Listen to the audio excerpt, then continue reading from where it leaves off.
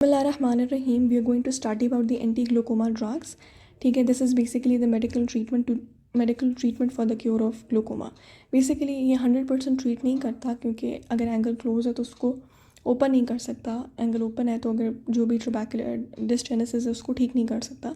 लेकिन इसका गोल ये होता है कि we can bring the intraocular pressure to our target level.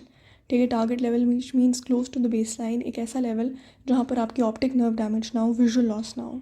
ठीक है, सो दो गोल्स होते हैं हमारे पास एंटी ग्लूकोमा ड्रग्स के. आइदर आप क्या करते हैं कि आउटफ्लो को बेहतर कर देते हैं या एक्वस ह्यूमर की प्रोडक्शन को कम कर देते हैं. ठीक है, सो हम लोग ड्रेनेज को कैसे कम कर सकते हैं. ठीक है, ड्रेनेज को कैसे ज़्यादा बेहतर कर सकते हैं. Outflow of the aqueous humour, उसको हम कैसे बेहतर कर सकते हैं. ठीक है, that is by two pathways. One is the trabecular meshwork pathway, ठीक है, जो कि 90% यूज़ होता है. Other one is the uveoscleral outflow. ठीक है, वहाँ से आपके एक्वस ह्यूमर का आउटफ्लो होता है. सो ट्रबैकुलर आउटफ्लो के लिए जो ड्रग्स यूज़ होते हैं, जो इन्हांस करते हैं आपके ट्रबैकुलर मेशवर्क आउटफ्लो को, these are the adrenergic drugs epinephrine and dipivefrin. ठीक है, they are used when the beta blockers are contraindicated as a result of any pulmonary disease or bronchospasm. ठीक है, और जो डिपीवेफ्रीन है, ठीक है, this is basically a prodrug which is ultimately converted into epinephrine in the cornea. ठीक है, जैसी उसकी कॉर्नियल पेनिट्रेशन होती है. ठीक है, लेकिन डिपीवेफ्रीन का फ़ायदा ये है कि it has better corneal penetration with comparison to epinephrine. ठीक है, और जो मायोटिक्स हैं इसमें आ जाता है हमारे पास पाइलोकार्पिन एंड कार्बिकॉल, फाइसोस्टिगमीन एंड एकोथायोफेट. ये बेसिकली क्या करते हैं, सिलीरी स्पैज़म कर देते हैं. ठीक है, तो इसका फिर एडवर्स इफेक्ट ये होता है कि आपके पास अकोमोडेशन में थोड़ा डिफ़िकल्टी होती है, और अकोमोडेशन में चूँकि डिफ़िकल्टी होती है तो उसकी वजह से फ्रंटल हेडेक हो जाता है. यूवियोस्क्लेरल आउटफ्लो में हमारे पास प्रोस्टाग्लैंडिन एनालॉग्स हैं, लेनाटोप्रोस्ट, विमेटोप्रोस्ट, ट्रावोप्रोस्ट एंड डैफ्लोप्रोस्ट. ठीक है, these are the first line treatment होता है. ठीक है, किसके लिए, for primary and open angle glaucoma. ठीक है, इसके साइड इफेक्ट्स में क्या होता है कि ये हाइपर पिगमेंटेशन करा देते हैं of the periocular skin of your iris.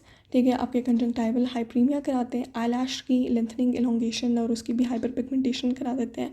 And इसके साथ साथ increase the risk for cystoid macular oedema. ठीक हो गया. अच्छा, फिर उसके बाद हमारे वो ड्रग्स हैं, ठीक है, जो कि सेकंड गोल को पूरा करें, which is basically the decrease in the production of aqueous humour. So they act by acting on the ciliary epithelium के ऊपर जो रिसेप्टर्स हैं, because we know that the ciliary processes are responsible for forming the aqueous humour. So ये they will be acting on the receptors on the ciliary epithelium and hence blocking the receptors and decreasing aqueous humor production. So उसमें हमारे पास alpha 2 selective एगनिस्ट्स हैं, एप्राक्लोनिडीन and ब्रोमिनिडीन. ठीक है, ये छोटे infants के अंदर या कॉन्जेनिटल ग्लूकोमा में यूज़ नहीं करते because they cross the blood brain barrier and ये आपके थोड़ा डिप्रेशन कॉज कर सकते हैं. ठीक है, दे कॉज सीरियस डिप्रेशन. इसके वैसे एडवर्स इफेक्ट्स में आ जाता है, दे कॉज एलर्जी. ठीक है, एलर्जी कराते हैं, और इसके साथ साथ दे कॉज आई इरिटेशन. फिर आ जाते हैं बीटा ब्लॉकर्स. इसमें आ जाता है टिमोलोल, बिडॉक्सोलोल, कार्डियोलोल एंड लीवोब्यूनोलोल. ठीक है, these drugs are contraindicated when there is any symptom of broncho or when you have some trouble in terms of bronchospasm. ठीक है, ब्रोंकोस्पैज्म हो, हार्ट ब्लॉक हो, या फिर आपके पास ब्रेडिकार्डिया हो. सो पल्स को बहुत अच्छे से मॉनिटर करना ज़रूरी होता है. ठीक है, देखने के लिए कि पेशेंट को ब्रेडिकार्डिया तो नहीं है. ठीक है, जो बीटा ब्लॉकर्स हैं ये ड्रॉप्स रात को नहीं देते बिकॉज बहुत ज़्यादा ब्लड प्रेशर कम हो जाने की वजह से that can reduce the perfusion of your optic disc, और उसकी वजह से विजुअल लॉस हो सकता है. इसके जो ऑक्यूलर साइड इफ़ेक्ट्स हैं उसमें भी वही है कि एलर्जी वगैरह हो सकती है. ठीक है, because allergy and because keratitis. Next हमारे पास है carbonic anhydrase inhibitors. So carbonic anhydrase is basically a component of your aqueous humour. ठीक है, तो जब हम कार्बोनिक एनहाइड्रेज इनहिबिटर्स दे देते हैं तो that basically reduces aqueous humour production. इसमें आ जाता है हमारे पास एसेटाजोलामाइड, ब्रिंजोलामाइड एंड डोरजोलामाइड. ठीक है, ठीक है, ये वाले ड्रग्स हैं. इसके भी एडवर्स इफेक्ट्स में हमारे पास क्या आ जाता है, दैट इज़ एलर्जिक ब्लेफरोकंजंक्टिवाइटिस. ठीक हो गया. And these drugs are basically contraindicated in patients with sulfonamide allergy.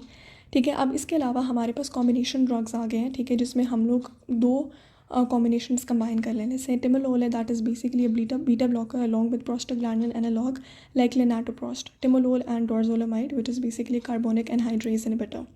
acetazolamide, brinzolamide and dorzolamide, and timolol along with alpha-2 selective agonist ब्रोमिनिडीन।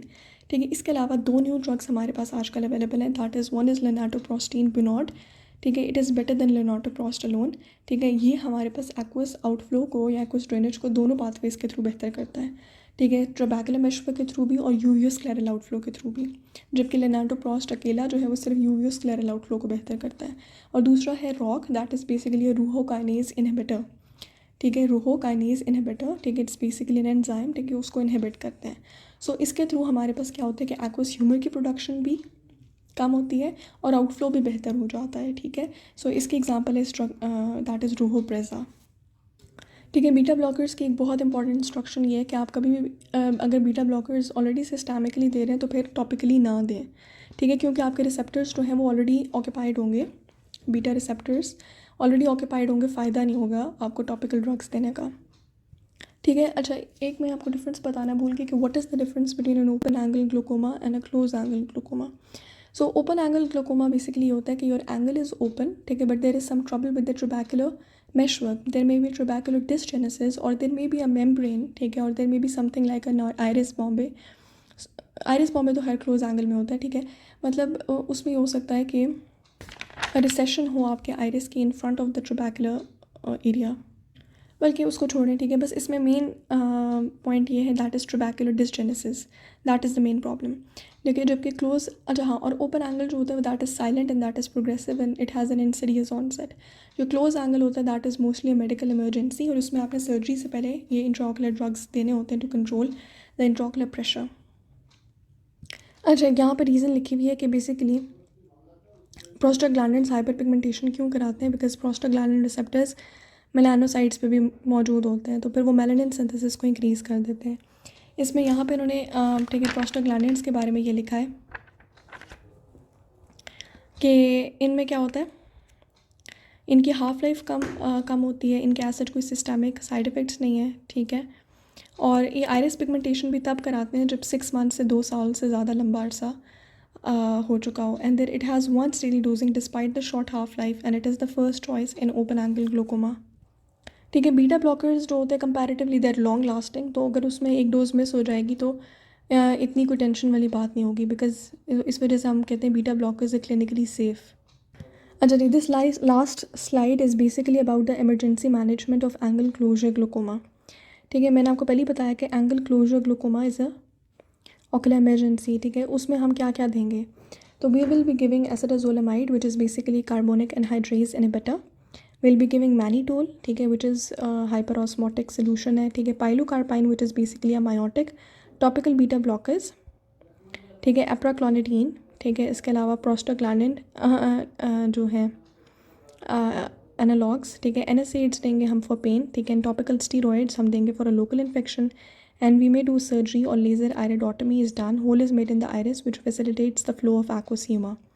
फिर सर्जरी करेंगे या लेज़र आयरिडोटमी करेंगे। मतलब ड्रग्स तो तकरीबन उन्होंने सारी दे दिए। ठीक है, उन्होंने कोलिनोमेटिक्स भी दे दिए, प्रोस्टाग्लैंडिन एनालॉग्स भी दे दिए, बीटा ब्लॉकर्स भी दे दिए, अल्फा-2 सेलेक्टिव एगनिस्ट्स भी दे दिए। ठीक है, कार्बोनिक एनहाइड्रेज इनहिबिटर्स, मतलब ड्रग्स तो उन्होंने खैर सारी बता दी हैं। एक उन्होंने मैनीटोल ऐड किया है, ठीक है, NSAIDs ऐड किए हैं, स्टीरॉइड्स ऐड किए हैं, और फिर उन्होंने बताया कि हम सर्जरी उसके बाद करेंगे या फिर लेज़र आयरिडोटमी करेंगे।